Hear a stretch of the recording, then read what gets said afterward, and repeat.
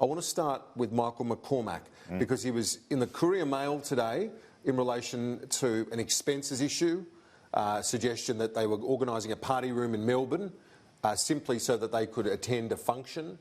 And now you've got some other news which has been bubbling away internally within the Nats. Talk us through it. Yes, Kieran. So we've had that issue concerning the Nationals dinner and a text message from the Chief of Staff for Michael McCormack suggesting that a party room had to be held for entitlements. We've also had Lou O'Brien, who's left the National Party Room, make some accusations around the Melbourne Cup and organising a party room meeting there. Now we can reveal another issue that's the matter of discussion internally, and that involves Deputy Prime Minister Michael McCormack.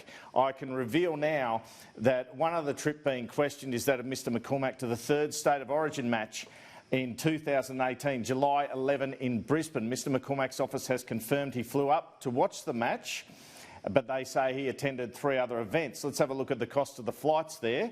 $646 from Canberra to Coolangatta on July 11, 2018, a travel allowance claim of $438, and then a Brisbane to Adelaide flight on the 12th of $1,059 on July 12. Now, Mr McCormack's office say while he went to the footy, he also attended Tweed Heads for a Building Better Regions announcement, went for a Ramsay Healthcare visit with Senator Amanda Stoker, and visited a regional aviation access facility.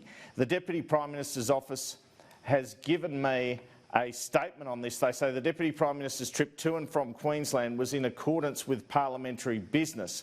But I guess it's fair to say that opponents of Mr McCormack are essentially trying to create the narrative around the place at the moment, Kieran, that the Deputy Prime Minister and his people have been a bit looser than they should have been with entitlements. It is within the rules, I should point that out, but there's no question they're saying, look, he goes to the Melbourne Cup, he goes to the footy, he organises events around it, seems to be the suggestion here. And as you said, this is being discussed internally, and off the back of those other stories you mentioned, another entitlement question which has been put, as you say, from the Deputy Prime Minister's office. They've released a statement. They've said it's all within the rules, as we reported there.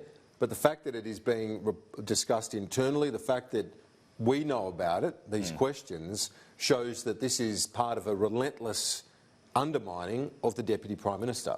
I think so. I mean, it wasn't passed to me in that sort of fashion, Kieran, but it's doing the rounds, and that's a point in itself, isn't it? That there are question marks being raised now, almost dirt being flung at Michael McCormack about his travel, about the way that he and his office are using entitlements. And it's more to do, I guess, potentially with that chaos theory that seems to be happening here at the moment in a bid to push Michael McCormack out of his job.